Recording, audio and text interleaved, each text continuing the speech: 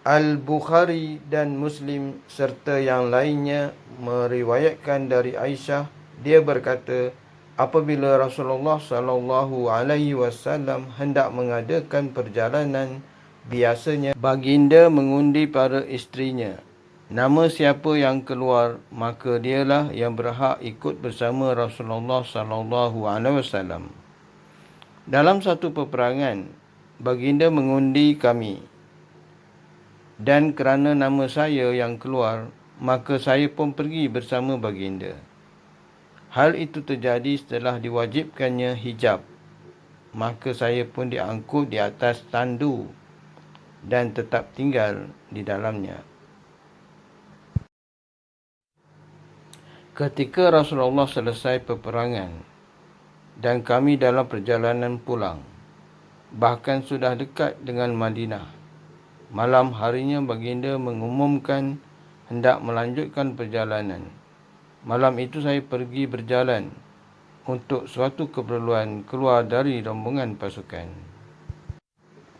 Setelah menyelesaikan hajat saya dan hendak kembali ke tandu, saya menyentuh dada saya dan ternyata kalung saya yang merupakan buatan Asfa telah putus. Saya pun kembali ke tempat semula untuk mencari kalung saya dan masih di sana untuk mencarinya, ketika orang-orang yang mengangkut tandu saya datang dan mengangkatnya. Mereka menaikinya ke unta saya. Mereka menyangka saya berada di dalam tandu. Pada masa itu, kaum perempuan memiliki tubuh ringan, tidak berat oleh daging. Mereka hanya makan sesuap makanan. Oleh itu, para pengangkat tandu itu tidak merasa hairan dengan ringannya tandu yang mereka angkat. Mereka kemudian menuntun unta tersebut dan mula bertolak. Saya baru menemukan kalung saya setelah pasukan itu pergi, sehingga tidak seorang pun ada di tempat peristirahatan tersebut. Akhirnya saya menuju tempat istirahat tadi. Saya fikir mereka tentu akan segera sedar bahawa saya tidak ada bersama mereka dan mereka akan kembali untuk mencari saya. Ketika saya duduk di tempat saya merasa mengantuk sehingga tertidur. Ketika itu Safwan bin Al-Mu'athal As-Sulami berjalan di belakang pasukan, dan pagi hari itu dia sampai di tempatku. Dia melihat seseorang sedang tidur dan dia pun segera mengenaliku setelah melihatku. Dia memang pernah melihatku sebelum hijab diwajibkan. Aku pun terbangun ketika mendengar ucapannya, Inna lillahi wa inna ilaihi raji'un. Maka aku pun buru-buru menutupi wajahku dengan jilbabku.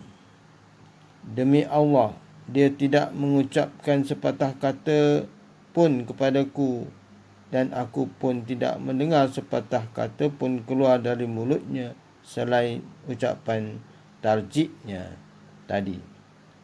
Dia hanya menundukkan untanya dan menginjak kakinya, kemudian saya pun menaikinya. Kemudian dia bertolak menuntun unta itu sehingga kami berjaya menyusul pasukan yang sedang berhenti untuk beristirahat di siang hari yang terik. Maka semoga binasalah orang-orang yang menyebarkan fitnah tentang diriku. Orang yang paling bersemangat dalam melakukannya ialah Abdullah bin Ubay bin Salul. Ketika aku tiba di Madinah, selama sebulan aku jatuh sakit. Sementara orang ramai menggunjing atau memperkatakan ahlul ifki, yakni para penyebar gosip atau fitnah. Sedangkan aku tidak menyedarinya sama sekali. Barulah ketika aku agak sihat dan aku keluar bersama Ummi Mistah menuju Manasi, iaitu tempat buang hajat kami, tiba-tiba Ummul Mistah terjatuh dan dia berkata, celakalah si Mistah. Aku berkata, buruk sekali ucapanmu. Mengapa kamu memaki seseorang yang ikut perang Badar? Dia berkata, aduh anakku, apakah kamu belum mendengar apa yang dia katakan? Aku bertanya, apa yang telah dia katakan? Dia kemudian memberitahuku tentang perkataan Ahlul Ifki, sehingga penyakitku bertambah parah lagi. Ketika Rasulullah masuk ke bilikku, aku berkata, apakah engkau mengizinkan aku mengunjungi orang tuaku? Aku sebetulnya hanya ingin memastikan berita itu dari mereka. Baginda pun mengizinkanku. Kemudian aku mendatangi orang tuaku dan bertanya kepada ibuku, wahai ibu, apa yang telah digosip orang tentang diriku? Dia menjawab, oh anakku, lapangkanlah hatimu demi Allah. Kalau seorang wanita sangat cantik dan dicintai suaminya, serta dia punya madu, pasti madunya akan mengganggunya.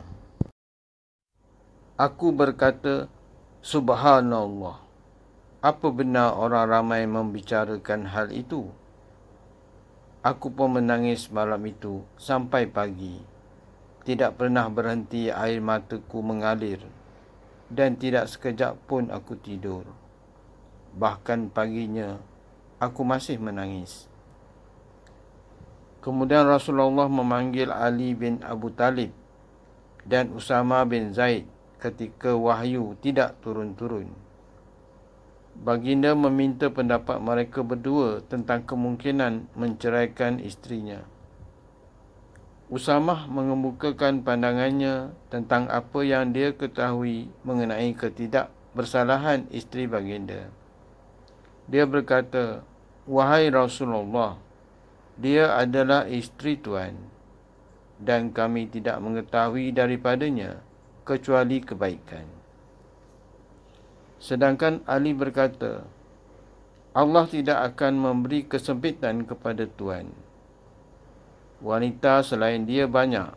Kalau Tuan menanyai hamba wanita itu, pasti dia akan menjawab sejujurnya. Maka baginda pun memanggil Barirah dan berkata, wahai Barirah, apakah kamu melihat sesuatu yang mencurigakanmu pada diri Aisyah? Barirah menjawab, demi Allah yang mengutus Tuan dengan kebenaran, saya tidak melihat sesuatu yang saya ragukan pada dirinya selain fakta bahawa dia hanyalah seorang gadis belia yang ketiduran menjaga adunan keluarganya sehingga datang ayam yang memakannya. Mendengar itu, Rasulullah bangkit dan berdiri di atas mimbar. Kemudian baginda meminta uzur bagi Abdullah bin Ubay. Beliau berkata, wahai kaum muslimin, siapa yang maklum kalau aku ambil tindakan atas seseorang yang menyakiti aku dengan memfitnah isteriku? Demi Allah, aku tidak mengetahui selain kebaikan pada isteriku. Hari itu aku masih menangis. Air mataku tidak pernah berhenti mengalir. Pada malam harinya juga aku masih menangis. Air mataku tidak pernah berhenti turun. Dan aku tidak pernah tidur.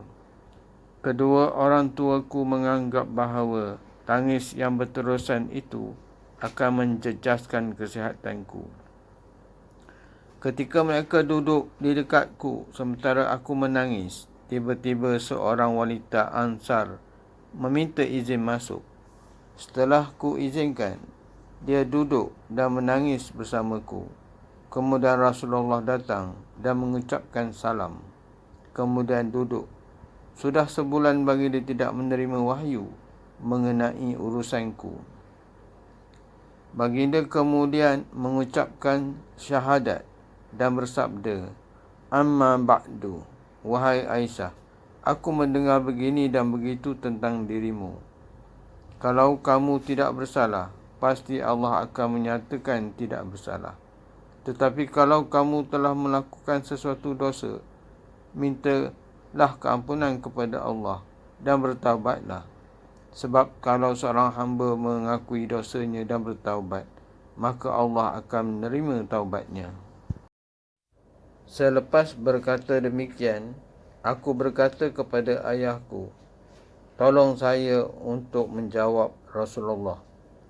Dia berkata, "Demi Allah, aku tidak tahu apa yang mesti saya katakan."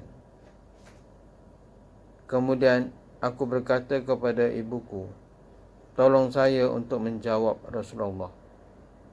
Tetapi beliau juga berkata, "Demi Allah, aku tidak tahu apa yang mesti aku katakan."